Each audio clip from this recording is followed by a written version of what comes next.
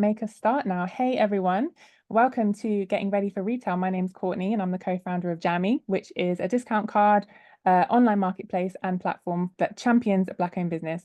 And this class is the third in a 7-month-long masterclass series called Geared for Growth, which we're running in partnership with Lloyds Bank, which is basically all about equipping Black entrepreneurs like you with the tools and the knowledge and the resources to really thrive. So I keep seeing people put in their business names in the group chat. Keep doing that because we want to know exactly who's here.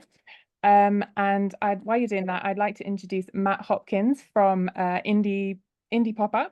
Yeah. He has worked with thousands of small brands, getting them into retail. So without further ado, enough from me. I'll take it over to you, Matt. Thanks, Courtney. I'll just share my screen. I've prepared a little bit of a presentation just to walk you all through. Yeah, thanks, Courtney, and thank you very much. Can you see my screen okay? Yeah. Is it going up? Yeah, good, cool. Yeah, thank you very much, and thank you very much for inviting me. It's great to be here, and hi everyone. Good evening. Thanks for being here on such a nice sunny day. So I'll just walk you through a little bit about who we are, what we do, and then we're just going to talk through some kind of basic metrics of what we call the 5 pillars to retail. So just touch a little bit on about us. This is actually our 10th year being immersed in what we call the SME challenger brand industry. Those of you who may know, we have actually rebranded and only just rebranded on Monday. So up until Monday, we've been formerly known as the Great Brand Exchange. So we have been, as I say, immersed in this industry, helping SME brands get a foothold in the retail sector for some considerable time in multiple different ways. The main thrust of the business, which we're most sort of known for, is our pop-up shops, of which we do about 2,000 pop-up shops a year within major retail organizations. And we draw on our network of brands, which is now somewhere in the order of in excess of 14,500 brands across different categories. So we have multiple different ways of working, which I'm just going to touch on 3 of those. One, as I say, is our pop-up shops. So that model is we work really hard with major retailers like John Lewis as an example, who's our biggest supporter of our pop-up shops. We work very hard with them at a branch level to negotiate space in their stores, and then we go to our network. We invite our network to apply for those spaces. We take those brands through an application process, an approval process, and then we can arrange bookings for those brands to go in store. We charge a rent and a commission for those pop-up shops. And if anyone's got any questions about that, I'm more than happy to ask about how they work.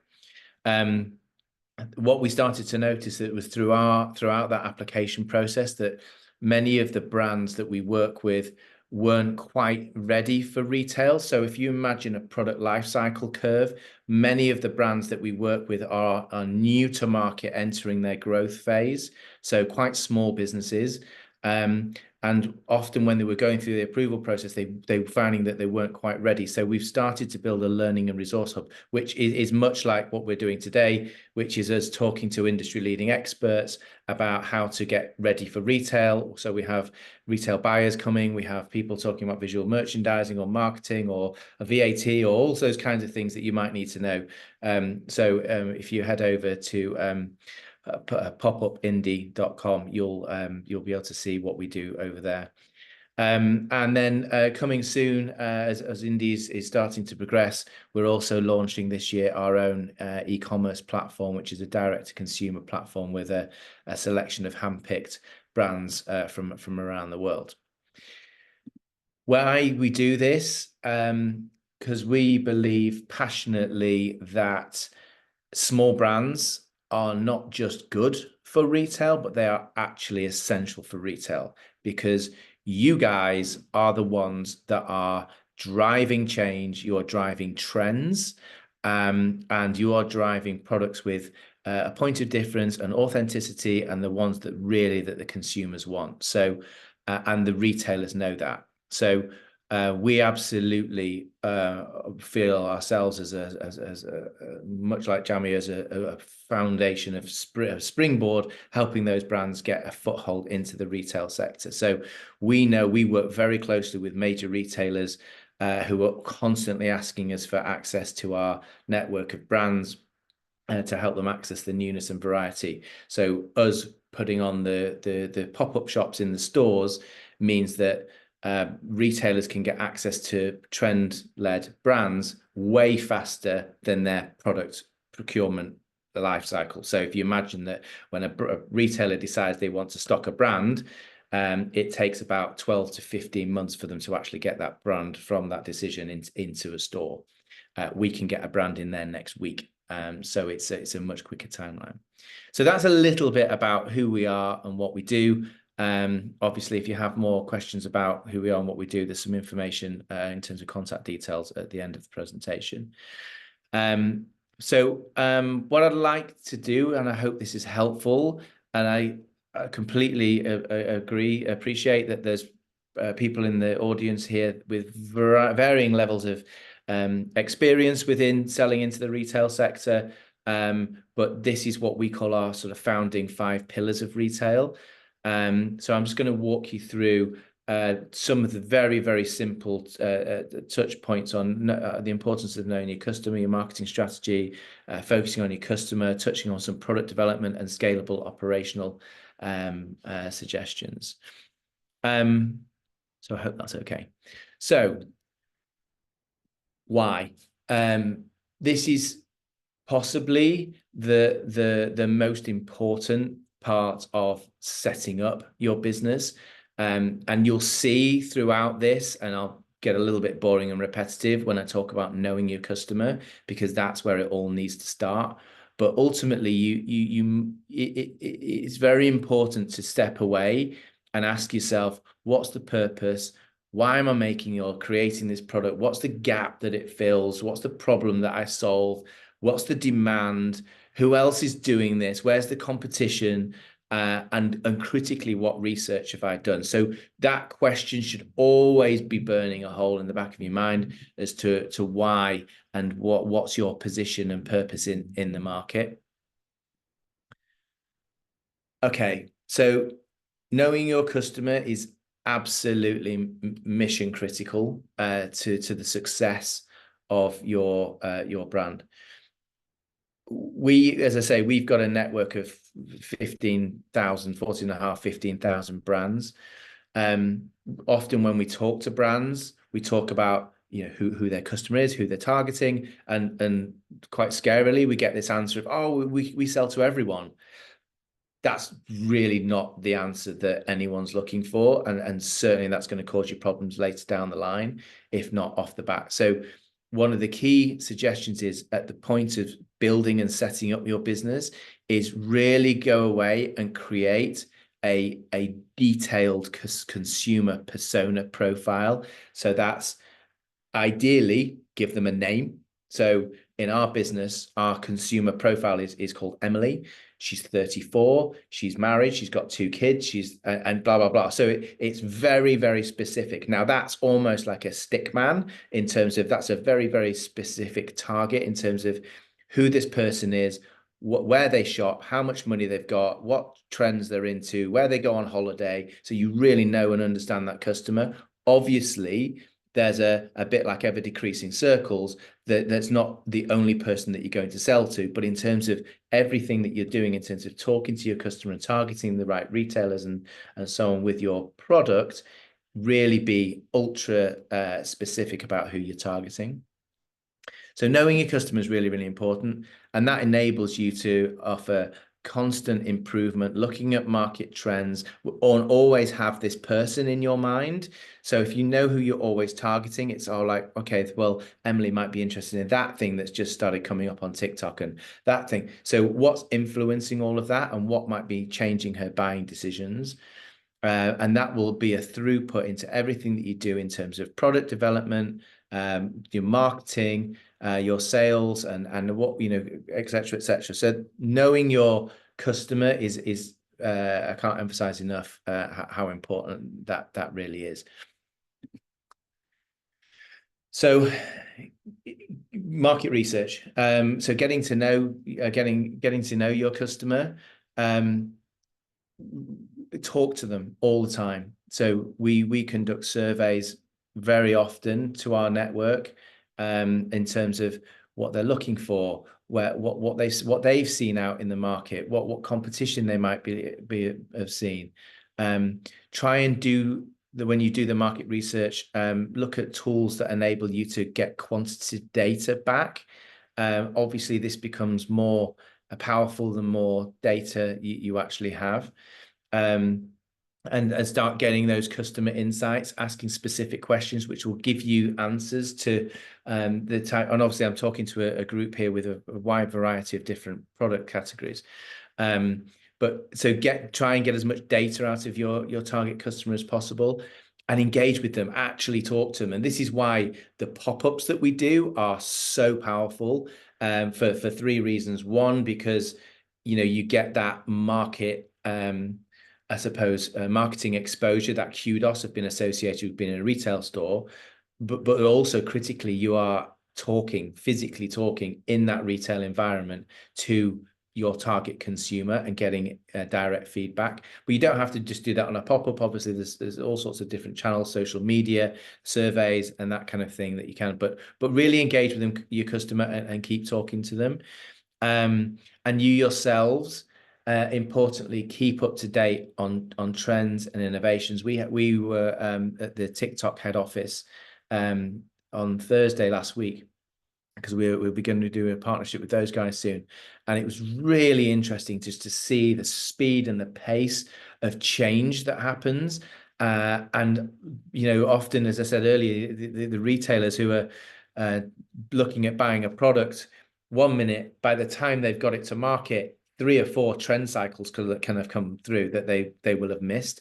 But you yourselves, in terms of knowing your customer, make sure that you're up to date on innovations and trends that are happening within your market category, because they happen really fast now, really, really fast. And that pulls through into your PD, into your product development. And there are 7 simple steps to your product development process. And I think the skill here is to really do this and create an MVP as fast as well, as cheaply, if not for zero, as possible. An MVP is a minimum viable product. So it's getting to that point of test, measure, learn, without actually bringing something to market. But if you've done your research up front, if you really understand your customer, you'll have a far better knowledge as to whether that's going to be a success or not. So market research is the key to the and don't be afraid of research. I think sometimes we suffer from, I don't want to know that answer because it might not be the answer that I want to hear. But trust me, you will benefit far greatly from, even if it's an answer that you really don't want to hear, because it might be a cost now to adapt your product or to change your idea, but actually the benefits down the line will be far, far greater than bringing a product to market and then realizing, and I've done it myself. So, I've worked with major brands all over the world. I've worked with Laura Ashley, Coca-Cola, Kellogg's. I worked with Jamie Oliver for 10 years. We worked with the Great British Bake Off. We worked with some, fairly major high-profile brands, and we made loads of mistakes just by being too quick and not doing our research up front. So it's really important that you do your research and not be afraid to ask those questions. Then, in terms of conceptualization, innovate those products that you've identified against the market needs, and just kind of check that they are correct. Create the prototype and the testing, and then start to really show that to people, trusted, not necessarily people who will give you oh, it's really nice kind of answer. It's, you want the truth. You want to start, and don't be afraid to go up to people in the street and ask them questions. I do stuff like that all the time. and then start to really aggressively again look at your brand, your product, and how it's set apart from the competition, your competitors. So for example, we have quite a good relationship with Boots, the chemist, and I know that as shoppers, um, I just careful what I say. I'm not a great Boots shopper. I kind of want to get in and out as fast as I can. I know what shampoo I want. I know what toothpaste I need, and I want to get in and out. But there are those that are browsing. And what the Boots team are looking for all the time are products with a USP. They've got everything, but they're looking for those more of those niche products that fill those smaller gaps. And that's why, again, I mentioned earlier about micro knowing your customer, because if you micro know your customer when it comes to the sales process and your introduction to, a big retailer or whatever retailer, then you can really hone in on those USPs and where it fits in the market. And in turn, obviously, the type of retailer that you're going for. So sorry. So then in terms of your product differentiation, but then moving through into your pricing, if you have aspirations to sell your product into the wholesale market, you need to be building in a 70% ex VAT buffer in your pricing structure. Now that is to enable or to allow for a major retailer's margin expectation, because they'll be chunky, and obviously you need to earn money as well. So often we have brands come to us who are they are selling successfully on their own website, maybe even through marketplaces. But when they come to talk to us about getting into retailers, we hit a bit of a wall because they haven't built in that pricing structure to begin with. And I understand that obviously it's difficult, especially as a smaller business, when you haven't got the economies of scale that perhaps a larger organization has. But align that with your USPs and where you fit in the market. You can usually command a higher RRP. And then continuous improvement and adaptation of your product. Don't just get something to market and then forget about it. Keep refining it and making sure it's fit for purpose. You don't need to change it all the time, but just keeping an eye on it. And then build your branding and your marketing around those USPs to create a solid brand identity and helpfully generate the demand. So, and then pulling exactly that through into knowing your customer, it's very important that you, whilst you're going through that product development process, is that you're always thinking about how you're going to be marketing, how you're going to be selling. Pull that back to your target demographic, your target consumer, and developing the unique value proposition so that you can clearly see how that product sets, or how it sets your brand apart and the product that stands out in the marketplace. So, and then consistently build your identity around that value proposition. So, always stay close to, I suppose, don't try and do too much. Don't try and do everything. So it's keeping your brand identity close to your USP and your proposition. Knowing your customer well, and again, I did say that I would probably bore you with saying know your customer a lot, but knowing your customer, you will invariably know where they're shopping, where they're looking, and what social media channels they're looking on, etc., etc. So focusing around that. With social media, don't try and do everything. Just do one or two really, really well. But obviously keep an eye. Again, I was with TikTok the other day. And very interesting what they're doing now around marketing and what they can do for your brand. So we're working on some partnerships with those guys as well, which we'll if you want to get involved, we'll let you know about. And then continually monitor, adapt, and change, and measure the effectiveness your campaigns. I'm constantly on our marketing team about getting measurable reports back, stuff that's actually quantifiable that we can use, and testing in different ways in different locations, and then bringing that data back, sort of regurgitating it and sitting through it as a team, and really focusing on, okay, what worked, and things that don't work, that's not a bad thing. That's really not a bad thing. If something didn't work, fail, fine, move on. Just, that's not for you. Don't do it again. Do more of the things that are working and refine and finesse those things. And then obviously, you know, dropping in there again about pop-ups as a great test bed for your marketing activity. And often, and I mention this here because going for big retailers off the bat isn't necessarily a good thing either. The idea might be good, but actually going to the right independent retailers will just help you, again, finesse not only your product but your marketing before you get on the shelves of one of the majors.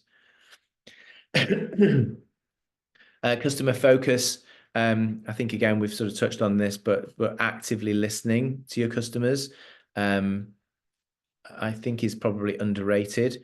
Listening in most walks of life is a underused skill, but certainly in terms of actively listening to your customers, because guys, at the end of the day, they are telling you what they want, and if they're telling them what you want, then they'll buy it. So the customer is king, and they will invariably tell you, even again, if it's kind of not kind of what you want to hear.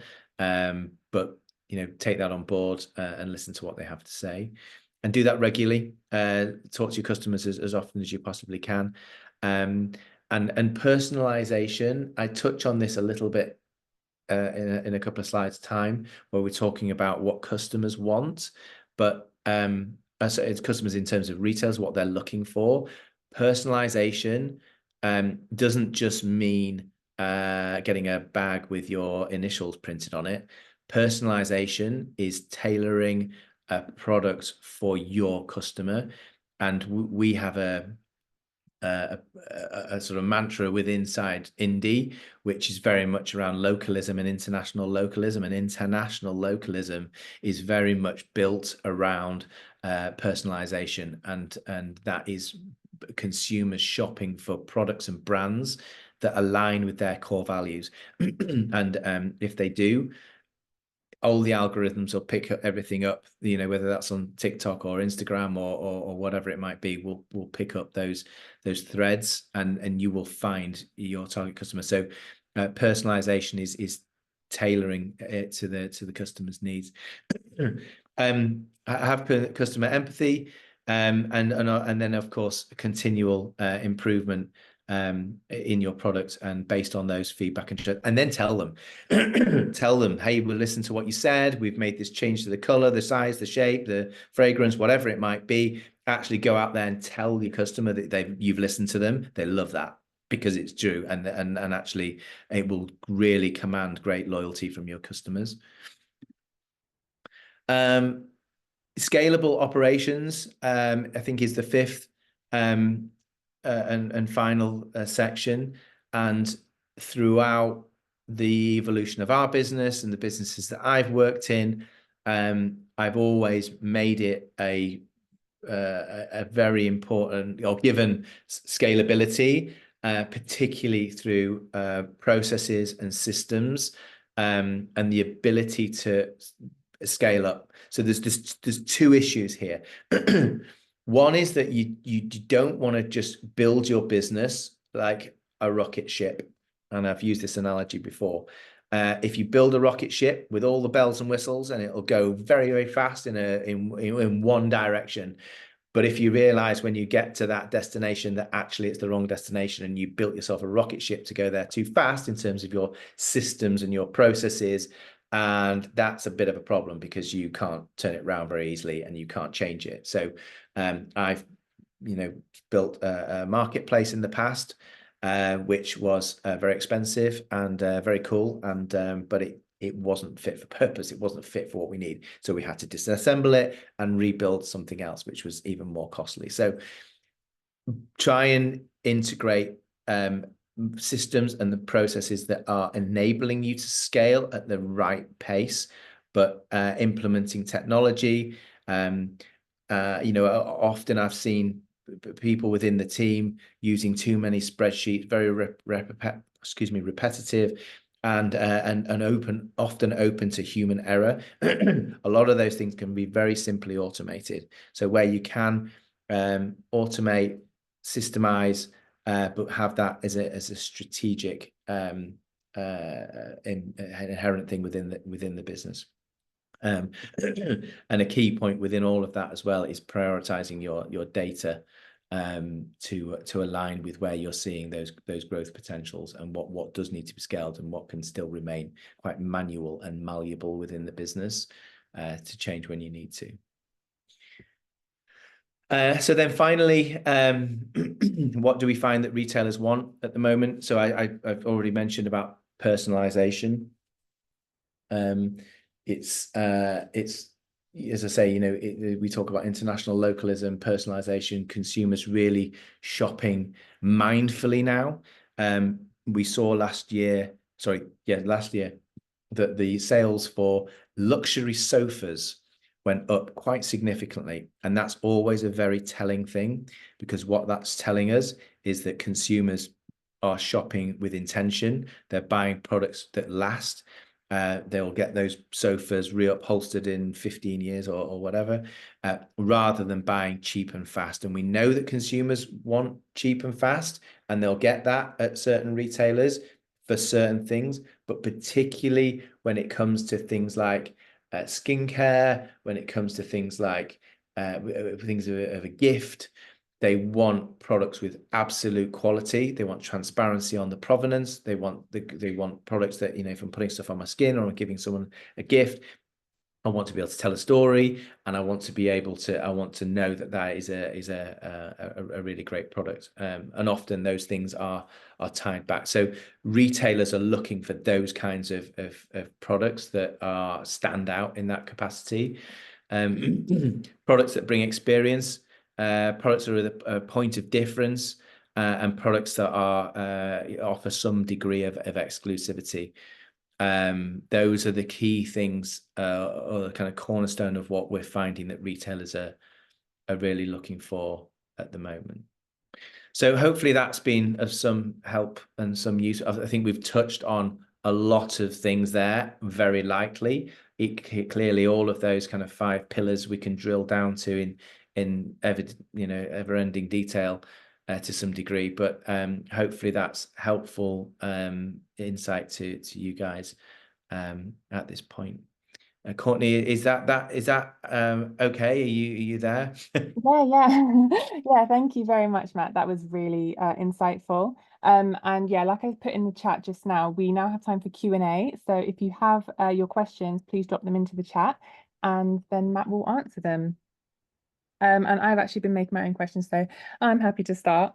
So something that I was thinking, you've got your products in store, but in order to keep them on the shelves, you have to spend money on marketing. What can businesses expect from that? Expect from marketing spend, the expectation from the retailer as well?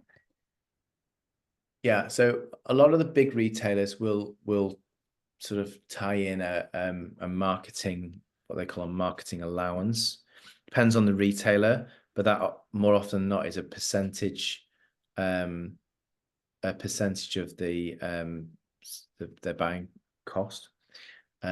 Typically something around 1 or 2% is usually kind of a rule of thumb. I'm not sure how much that actually helps.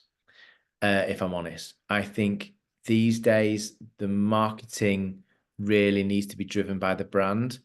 If the brand coming up with interesting promotional techniques or tactics, perhaps in-store POS, and again, it completely depends on the retailers. Some retailers just do not allow you to have POS. Some are quite happy for you to do that. So I think being very calculated with where you're spending your bucks on marketing. Again, I suppose it comes back to what we were saying before, really knowing your customer and understanding what resonates with them. But certainly things like special offers, discounts, can also really help. You know, we work with some retailers where they refer to it as having 3 levers. So that you'll have, number one will be your standard commercial terms. So the more money they're earning out of the product, the more invested they are in selling it, because for obvious reasons. The second is promotional activity. So as I say, discounts and you know, buy one get one free, that kind of thing. But obviously the you as the brand will be asked to support that. And then the third is what you might call sort of top line marketing activity. So purchasing banners on websites, as a POS in store, that kind of thing. So it can be it's a bit of a dark art, but certainly worth experimenting around, and obviously being very keen on the data and the analytics of the data. But we've seen it a lot, Courtney, where brands have spent, you know, a few £1,000s on some marketing activity, and if that marketing activity is at the right time for their brand, I mean, I'm just looking at the screen there, two of those brands, the gin brands that we work with there, we saw massive uplifts in sales in those 2 products. I couldn't tell you exactly what the time of year was, but when they did that market, I'm talking 600-700% increases in sales in proportion to their marketing spend, which is just phenomenal. So yeah, getting it right and work with your, if we're talking about working within retail here, work with the merchandising team, because not just the buyer, the merchandising team will often give you more beneficial answers in relating to your marketing strategy than actually the buyer will. It's a very different role. It's a role within a retail organization that gets the, you know, the rough end of the stick, really. But it's not always just the buyer, it's the merchandising team can often help you more. I see. That's really useful. And you mentioned a phrase POS, that's basically a kiosk or like a shelf inside the store, is that right? POS, sorry, is point of sale material. So anything like that. So an FSDU, which is a freestanding display unit, or a shelf edge label, or even a wobbler, which is things that kind of hang off the shelf. There's all manner of different things that you can do, but obviously these things are expensive. So you need to make sure. And again, where you can, try and test it and play around with it. Go into the store, test it in smaller stores, and actually just do some secret shopping. Go in there. You've got to be really invested in your product. You've got to really invest in yourself and going out and experience and looking at what people are doing. You know, I did a course years and years ago about psychology in retail. And one of the things that we did in that experiment was we put these funny hats on for pretend consumers and asked them to walk them down supermarket aisles.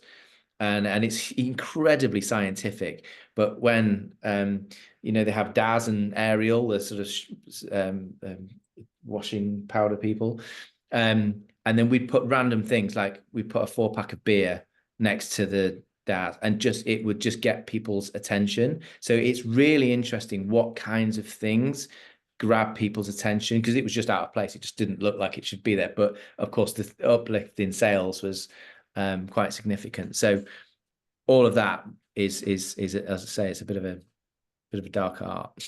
Yeah, no, I can imagine. I find the psychology of retail really interesting. Yeah, it's fascinating. Brenda in the chat has asked, what's a recommended margin for selling to wholesale, and how can businesses access your buyers directory? When you say the recommended wholesale margin, do you mean what retailers are asking for, Brenda? Is that what you mean? No. But okay, so it depends. I'll answer that question, because I think that's what she means. So typically retail, it depends on the category. So for example, if it's alcohol, it's typically lower. So it might be 30%, 35%. if it's a homeware product, it can be as much as 60-65%, really, really high. So it's I don't know what product category that Brenda's in, but it varies massively. But usually, if you have in mind around 50%, it's about right. So if you work on a 2.5 times multiple, that's you're roughly there, which is why I said earlier, when you're developing your product, if you work on a 70% margin from your set price to the RRP X VAT, you'll be fine. You'll have plenty in there. And obviously what you want to do is have a blended margin. So you want to try and sell products directly to the consumer where you're going to attain a much, much higher margin versus the retailers where they're going to take a great deal of the margin. But the caveat for that, of course, is that they're going to give you far more volume than you can do yourself, usually. Thank you for that. Sorry, I just saw your messages, Mary and Brenda, in the chat. Yeah, you're muted on by default when you enter, but I'll just unmute you, Brenda, just so if you want to, hopefully Matt has answered your question. Hi. Yes, you have. Hi there. So I am kind of in the home space. I think it's a very tricky one for me. I make signs for events, which I guess is kind of almost in the greeting card space, but not. So Okay. it's not quite clear cut which I suppose department I would fall into. But Is it like basically, artwork, Brenda? so if you imagine your child was having a unicorn themed birthday, so rather than banners, which are sort of vinyl fabric that can't stand up on their own, I make actual, if you think kind of POS meets party, Okay. it's like cool. a hybrid. So basically I make party signs essentially, which I am trying to get into retail in a non-personalized way, because historically my business model has been based around personalized signs, but I'm looking to create a non-personalized range. Is it aimed at kids, Brenda, or is it Nope, any kind of it's party? everyone, all ages, all The baby occasions. So showers, it's hen very do's, all that varied. kind of stuff. And that's the biggest challenge I have. It's a huge range, because it's genders, birthdays, graduations, baby showers, the works, and then you And have themes of seasonal. all kinds. Yes, and seasonal. Okay. So it's huge. Yeah, that's yeah. I think if you're in the sort of 50% ballpark, yeah, I think you'll be about right. But greetings and stationery is probably the category that you're falling under, is it? Yes, Or but when party? I'm looking up buyers, that wouldn't necessarily come up as a category. It tends to be home, clothing, Okay. Oh, that okay. sort of thing. So it's quite tricky. That's why I said that it wasn't quite a clear cut answer. Depending on the retailer that I was targeting, for example, John Lewis being one of them I was looking into. There wasn't a clear cut department for that. I think it was home that I tried to reach out to. Okay. Yeah. I think there will be certainly I think if you manage to get through to someone in kind of greetings cards and party, they would definitely be able to point you in the right direction. Yeah. Where do you see it, Brenda? Where do I see my products? Yeah, in which retailers would you? Virtually anyone who would stock a greeting card, quite frankly, or balloons. So anyone who would have stocked the likes of Mary, who's obviously stocked in John Lewis and the likes. Yeah. That it would work perfectly with products like that, because they tend to be used for either gift displays or, say, Are they quite big, or do parties. they fold down into a smaller pack? I actually have recently upgraded my website to accommodate that. So it goes from welcome signs, which are like A1, A2, going up to like freestanding 6-7 foot tall, which fall down as well. Wow. But I think for the actual stores, I would be focused more around the welcome, sort of the A2-ish size. It's something that I'm seeing it hopefully being something that you can stock alongside greeting cards. So it would probably be a smaller size, sort of like A2-ish, that you can be hung up, as opposed to the full-sized sale boards, which are folded, and which is what we currently ship directly to our consumers. But because of I imagine the shelf space being quite restricted, which I guess it is, I wouldn't be looking to propose that. It would be the smaller signs that I'd be looking to put out there. Yeah. Yeah, no, it sounds good. And it's very much on kind of trend in terms of what we're seeing around experiences, experiential stuff, things of a point of difference. You know, it's very much on trend, that kind of stuff at the moment. So Yeah, good luck with I that. also Sounds did cool. I tried to click on your buyers directory, but the link doesn't seem to be working. Oh, it's probably, I'm really sorry. We've rebranded everything. So we've just, you know, it's one of those things where at the moment we're constantly going through the website and trying to eke out all the little links. So very I sorry. live in tech. I understand. Don't worry. Yeah. So It's tech. if you email info@popupindie.com, Okay, one of the guys in the office will come back to you and help you. awesome. Thank you. Okay. Thanks, Brenda. Cool. I hope that was helpful. I've just seen Jazz has put a message. She's asked, how do you find shops to be stockists? And by that I think she means how do you, find and contact the buyers? Is that what you mean, Jazz? Yeah, that's actually the same kind of question that I had as well. Like, how do you even find them? Is it on LinkedIn, events? Yeah, find them. How do they like to be approached? Well, all of the above, really. That unfortunately there is no magic technique. It is just often being in the right place at the right time. But if you imagine, so I'll give you an example. Last year, I ran a panel of judges at Specialty Fine Food Show, and it was a bit of a Dragon's Den pitch, and I invited one of the guys from Ocado and one of the guys from John Lewis to be on the panel with me. And it was at the end of it, it was a bit like being on stage with kind of Taylor Swift.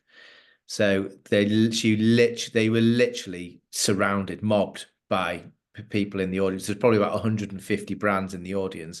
Everybody wanted to talk to them, and it's just so you can imagine that in their inbox all the time. So it's a challenge. Actually, I'm not just saying this because it's our business, but the pop-ups are a really good way of getting noticed because you can use the footage of you being in the store to show. And it doesn't need to be a John Lewis store to a John Lewis buyer. It can be you can be in a John Lewis, but take it to someone else and just show that you've been in there, show the engagement, show the sales that you've got. And it's not all about sales. By the way, just to head up about the pop-up, it's showing how the product's merchandised, how the consumers react to it. And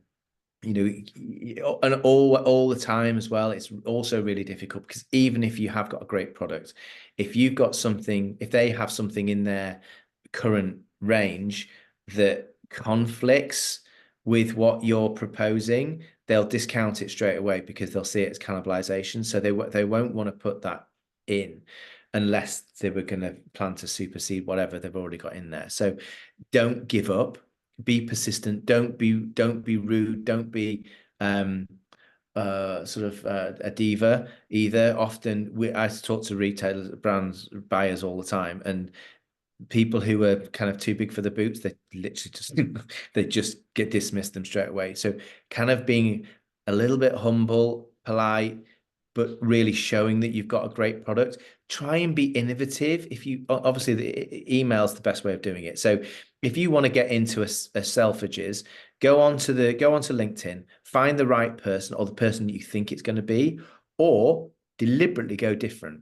So a little tactic that I often use is if I'm looking for a greetings card buyer, I'll deliberately ask someone who's completely the wrong thing and probably not getting as many emails as the greetings card buyer.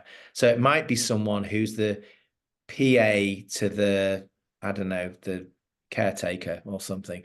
Yeah, you get my point. But someone who's in the ballpark, but who isn't getting inundated. So, and I'll go to them and I go, oh, sorry, I don't think you're the right person, but I've got this really great product. I'm just looking for that. Who is it that would normally do that? And you'll get there. You'll find your way through. And then when you do get the right person, at the top of the email, say, oh, it was Brenda in the other department that recommended that I speak to you. And it's almost like you've got a recommendation. It's almost like a third-party endorsement. So they'll go, oh, well, if Brenda sent me, then I'll read it. It's just being a little bit canny and a little bit clever about how you approach it. But don't tell anyone else that I said that, because that's my technique. No, I love that tactic. I do it as well. I did it yesterday. I was in my head, I was sending an email, reaching out to someone, and I was like, I know this is exactly not the right person to be speaking to, but they will CC the right person. Yeah. It works. It works. I hope that answers your question, Jazz. And Miss Brown actually had a similar question. So I hope that answered your question as well. How can we get into Asda, Tesco, Aldi, Sainsbury's, etc.? They have a food product. We'd love to know what that is. What's your food product? Funny you mention Asda, Tesco, Aldi, Sainsbury's, because I'll mention this in a few minutes, but we're running a networking event with a panel talk, and one of the founders on the event is stocked in Asda, Tesco, Aldi, and I think Sainsbury's. So if you want to know more, make sure you head to that panel event. I'll give you more information in a minute. Oh, you sell yam chips. I love that. Cool. Oh, yeah, I think you have to give more details about that, please. Yeah, keep dropping your messages in the your questions in the chat. I have one more question, which is, so once you're in store, what does the ongoing relationship look like with the retailer? So do you need to be like constantly chasing them? Is it check-ins? Yeah. So it changes. So what then the relationship changes. So once you're in store, it's all about once you've broken in, that's when you think the hard bit's over. It's not, obviously, because then you've got to be consistent. Then you've actually got to perform.